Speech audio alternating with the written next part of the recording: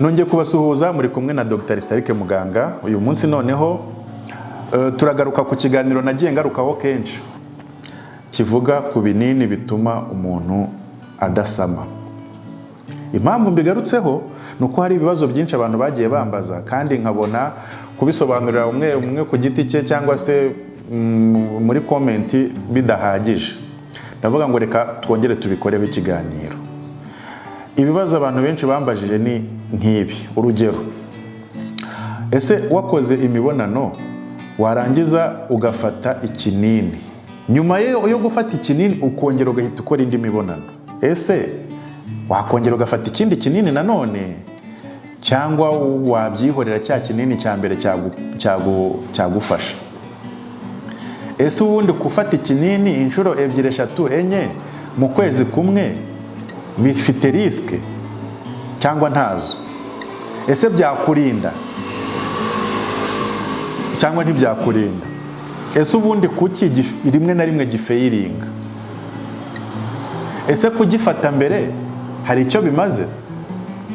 Ibyo byose tugiye kubisubiza muri kino kiganiro. Kugira ngo mubyumve neza ndabanza nongere nsubiremo uburyo kiriya kinini gikora, kuko abantu benshi ntibabyumva. Ntago kiriya kinini cyica intanga. Abantu baravuga ngo ni kinini cyica intanga.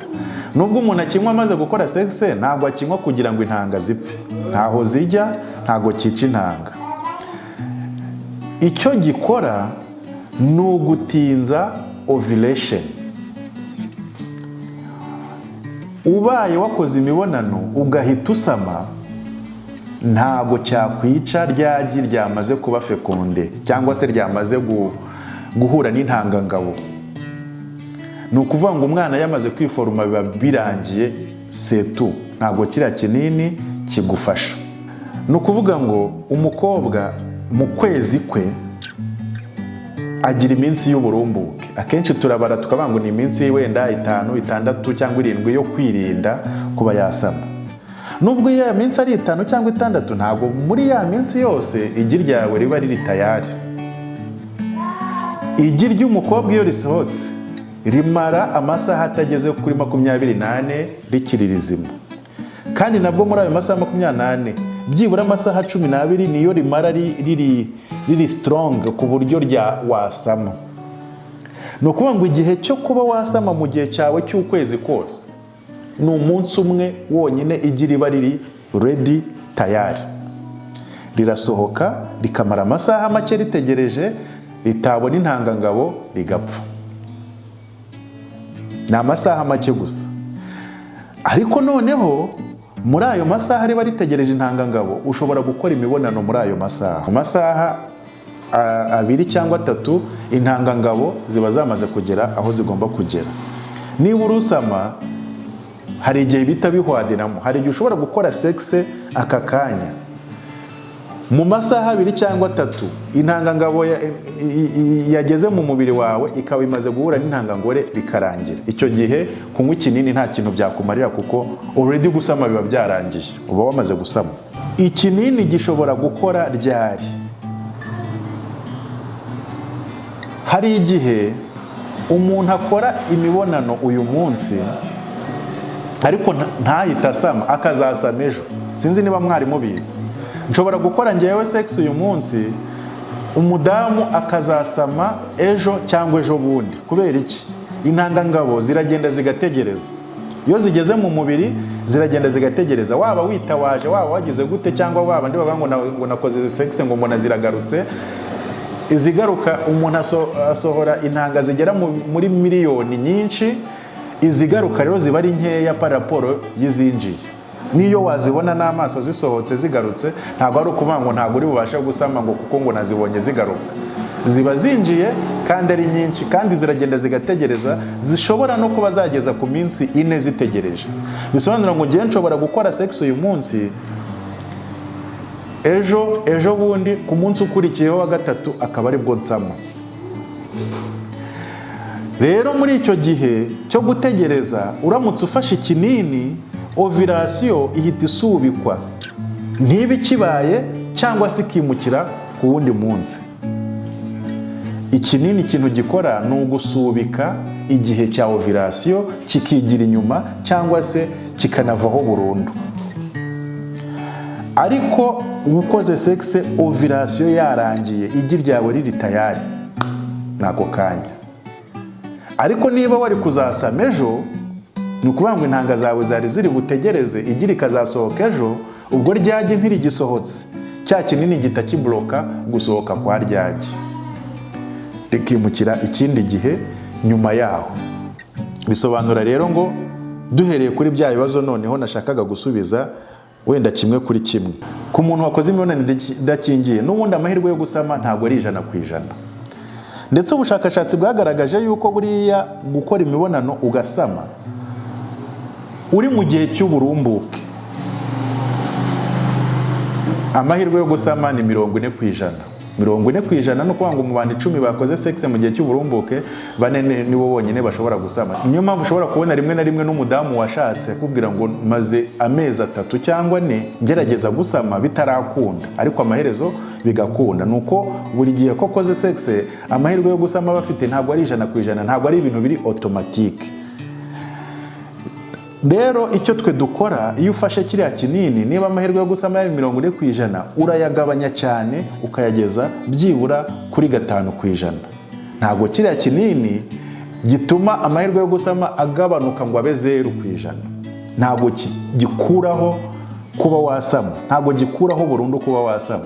Ahubwo ibyago byo kuba wasama niba utifuza inda biba ari bike cyane.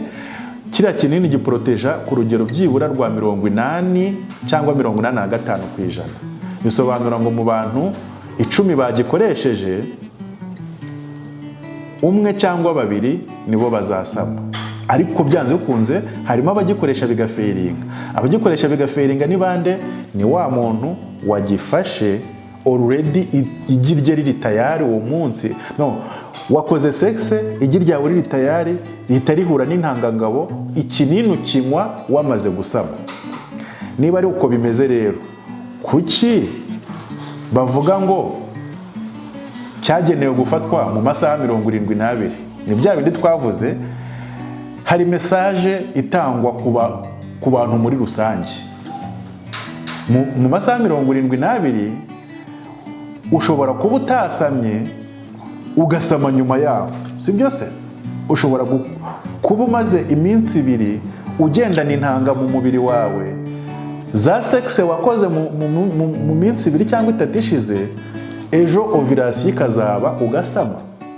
Urumva ni wuba ubyiteye. Niba umaze amasaha 72 utarasama kandi utegereje gusama, kuki utafati ikinini muri ayo masaha?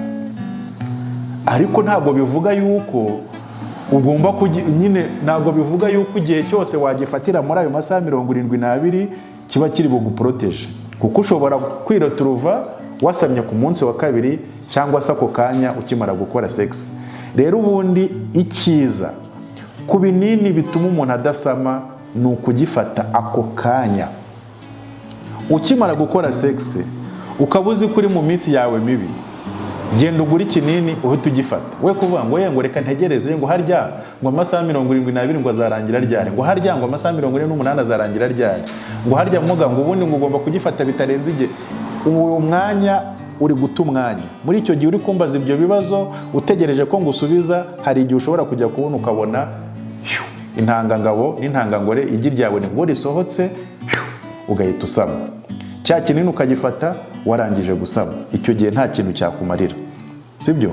Ugomba kugifata ako kanya, igihe ukibitekereje, igihe ukibyibukira, igihe ukiboneye. Wenda icyakabaye kigutinza ni ukuvuga ngo farumasi iri kure, mu kanya ndagenda mpite ngifata. Cyangwa se wenda ni nijoro ntafunze, mu gitondo ndahita ngifata. Bitarenze amasaha 72, ariko bidasobanuye nanone ngo ndayategereza, kuko uko utegereza niko riske ziyongera. Undi yarambaje ati none se uwagifata mbere? Uwagifata mbere y'uko ukora imibonano birashoboka ko cyagufasha, kuko kimura ovulation cyangwa kikayisuppressinga. Ariko nanone ugifashe mbere hari igihe ugwa muri wa mutego w'uko urumva ikinini kirimuraho ovulation amasaha 70 nangahe, iminsi 3, kandi intanga z'umugabo zimara iminsi igera muri 4 mu mubiri wawe. Ushobora gufata ikinini imbere kikimura ovulation, ariko n'ubundi intanga z'umugabo zigategereza ya ovulation ikazaza n'ubundi gahurirana na ryagi. So nukuvuga ngo wagifashe mbere rero,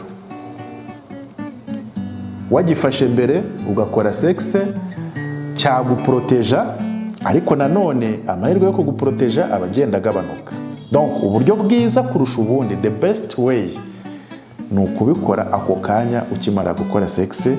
Nyuma yaho bikaba byiza kubikora as soon as possible, vuba uko bishoboka. Apana gutegereza ngo ntabwo kirenza amasaha 72 ngo ndacyafite amasaha. Ntabwo uba ugifite amasaha, kuko isaha yose yiyongereyeho ni risk ziba ziyongereye zo kuba wasama. Ikindi rero ni bambajije ngo umuntu agifashe inshuro nyinshi. Uyu munsi wakoze sexe uragifata, ejo niwongera gukora sexe bizagenda bite? Uramutse wakoze sexe uyu munsi ugafata ikinini, ejo ukongera ugakora sexe nanone, amahirwe yuko bikurinda aba ari make. Bishobotse wafata ikindi kinini, ariko nanone menya yuko uko ufata ibinini kimwe cyangwa bibiri cyangwa birenze muri cycle imwe mu kwezi kumwe, bihita bituma imisemburo ijya mu kigero cyo hejuru cyane, ku buryo bishobora gutuma ugira isereri, kumererwa nabi, kuruka ndetse n'ibindi bibazo, kubabara amabere, ibimenyetso bimeze nk'iby'umuntu utwite, ukaba noneho ushobora guhahamuka kurushaho. Ariko nanone bikadisturbinga cycle yawe, kuko bitewe n'imisemburo usanzwe ufite, nufata ikinini warangiza ukajya kubona ukabona imihango igihe yagombaga kuzira ntije, cycle itaha ntabwo uzamenya uko ubara n'ubundi. Ubwo urumva the more ufata ibinini byinshi mu gihe kimwe, the more biba biri risk. Kiriya kinini impamvu bakita emergency nuko ni kinini cyo kwitabaza igihe byanze, igihe ibyo wari wateganyije wenda ukoze imibonano mu buryo bw'impanuka, ariko ntabwo ari ikintu cyo gukoresha buri gihe. Ni ukuvuga ngo niba muri uku kwezi waragifashe, mu kundi kwezi nabwo ukongera ugakora imibonano ukagifata, mu kundi kwezi nabwo ukongera ugakora imibonano ukagifata, ubundi icyo ni ikimenyetso cy'uko ukeneye uburyo buhoraho. Ntabwo ugikeneye ikinini, ahubwo ukeneye gushyiramo agashinge, gushyiramo agapira, gushyiramo ikintu kizaguprotectinga muri ya mezi yose uko ari 3. Hari uvuga ngo njyewe umugabo wanjye aza rimwe na rimwe iyo aje nkoresha ikinini. Yego nibyo, ariko ibyo byabaho nibaza wenda nka rimwe mu mezi wenda 6 cyangwa igihe runaka. Hari noneho n'ukuntu wenda aza akamara iminsi, ahamaze iminsi wenda 3 cyangwa 4, murimo murabonana, noneho ku munsi wa 5 akaba ari gufata ikinini. Muri ya minsi 4, ese ovulation yawe ntiyaba yarabaye? Ese intanga ntizaba zarategereje? Kuko niba wamaze gusama ntago kiri bugire gute, ntago kiri bukurinde. So rero iyo umuntu ari umuntu ushobora gukora sexe inshuro nyinshi zikurikiranye, cyangwa se ufite umupatena mushobora kubikorana igihe kinini cyangwa se mu buryo bwisubiramo, ibyiza ni ugukoresha uburyo burambye kurusha gukoresha emergency, kuko emergency ntabwo ari permanent method. Ntabwo buriya buryo bw'impanuka cyangwa se bwo kwirinda igihe byakubayeho by'impanuka wabukoresha mu buryo buhoraho. Rero ibibazo byose mujya mumbaza ku binini umuntu akoresha igihe yakoze imibonano kugira ngo adasama, ngerageje kubisubiza. Niba hari icyo ntasubije, hano muri comment ucyandikemo. Ushobora kuduhamagara kuri ino nimero 0780242352, cyangwa se ukatwandikira ku rubuga rwa wa3kwivuza.com ahanditse kuvugana na muganga. Murakoze. Yari Dr. Isaac Muganga, naho ubutaha.